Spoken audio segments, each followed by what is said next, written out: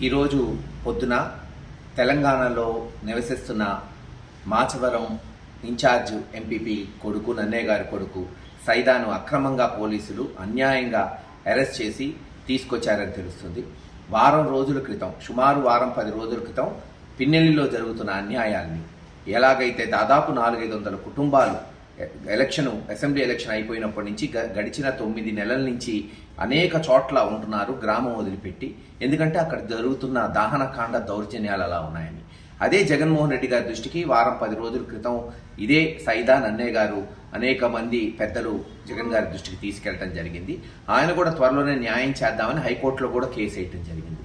కేవలం హైకోర్టులో కేసు వేస్తారా, జగన్ గారి దృష్టికి తీసుకెళ్తారా అని ఒక దొంగ కేసు ఏదో రిజిస్టర్ చేసి అంటున్నారు. 307 రిజిస్టర్ చేశారని ఇంకా తెలీదు, చేశారని అంటున్నారు. పైగా తెలంగాణలో ఉంటున్నవాడు, కనీసం పెన్నెల్లి గ్రామంలో లేడు, ఆంధ్ర రాష్ట్రంలో లేడు, ఈ ప్రాంతంలో లేడు.